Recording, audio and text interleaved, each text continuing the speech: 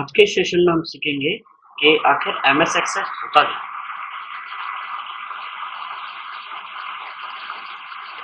सो topic हमारा है आज का इंट्रोडक्शन टू एमएस एक्सेस, यानी कि आखिर एमएस एक्सेस क्या होता है। MS Access is a database application software prepared by Microsoft company,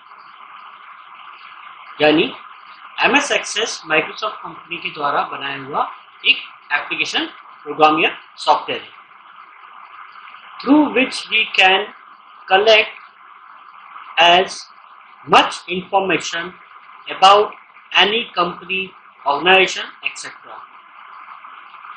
यानी एमएस एक्सेस का यूज करके हम कई प्रकार की इंफॉर्मेशन को स्टोर कर सकते हैं, जैसे किसी कंपनी की, स्कूल्स की, कॉलेजेस की, इंस्टीट्यूट्स की, ऑर्गेनाइजेशंस की, etcetera,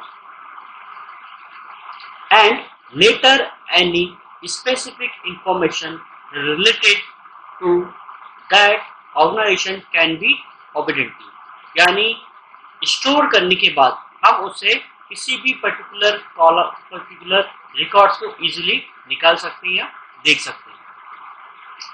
Microsoft release the first version 1.0 of Access on 13 November 1992 and Access 1.1 in May 1993, यानी माइक्रोसॉफ्ट ने एमएस एक्सेस का सबसे पहला वर्जन यानी कि 1.0 13 नवंबर 1992 को रिलीज किया और इसके बाद 1.1 मई 1993 को रिलीज किया है।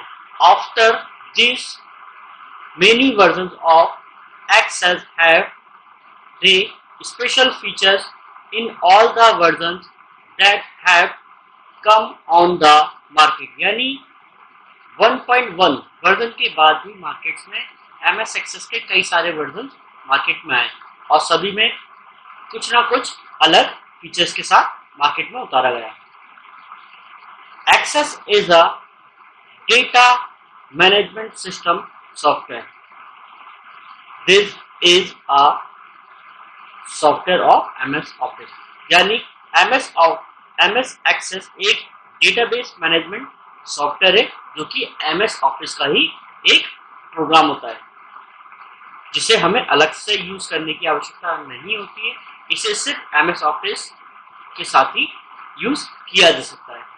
The following objects are converted under this, यानी एमएस एक्सेस में वर्किंग करने के लिए हमें कई सारे ऑब्जेक्ट्स पर वर्किंग करना होता है, जैसे आप देख सकते हैं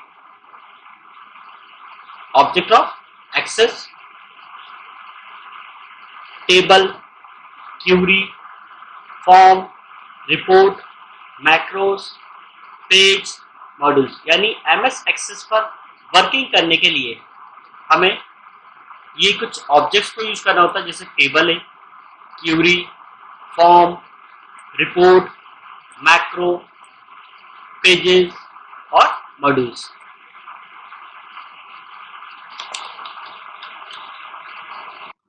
तो अभी हमने सीखा कि आखिर एमएस एक्सेस क्या है, जिसमें हमको पता चला कि एमएस ऑफिस एक एप्लीकेशन प्रोग्राम है जो माइक्रोसॉफ्ट कंपनी के द्वारा बनाया गया है, जिसका यूज करके हम किसी भी कंपनी, किसी भी संस्था का डेटा स्टोर कर सकते हैं और उसे रिट्रीव कर सकते हैं।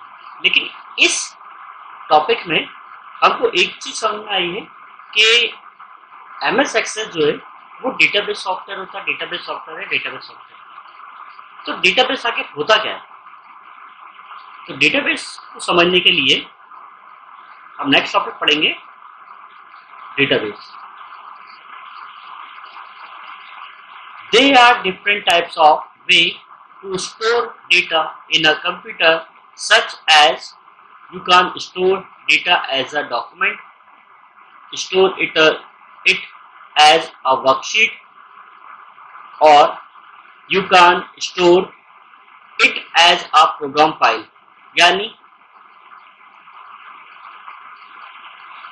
किस कंप्यूटर सिस्टम में डेटा को हम कई प्रकार से स्टोर कर सकते हैं, जैसे डॉक्यूमेंट की तरह सेव कर सकते हैं, एक वर्कशीट की तरह यूज कर सकते हैं, या एक प्रोग्राम फाइल की तरह भी हम उसे सेव कर सकते हैं। When we store data as row and column, it is called table। यानी यदि हम डेटा को रो एंड कॉलम के बेसिस पर स्टोर करते हैं तो उसे टेबल कहा जाता है। When one or more tables are stored as a file, it is called database। यदि किसी भी फाइल में एक से ज्यादा टेबल्स को स्टोर किया जाता है तो उसे हम डेटाबेस कहते हैं। इसीलिए डेटाबेस को ऐसा कहा जाता है, the collection of data in row and column format as now as table. यानी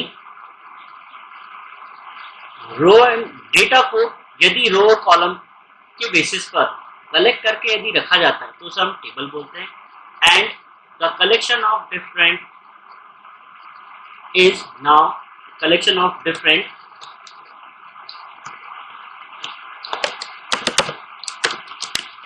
tables is now as database। यानी टेबल्स को कलेक्ट करके यदि हम किसी एक पर्टिकुलर फाइल में जब रखते हैं तो उस फाइल्स को कहा जाता है database. Following are the name of some of the major database system।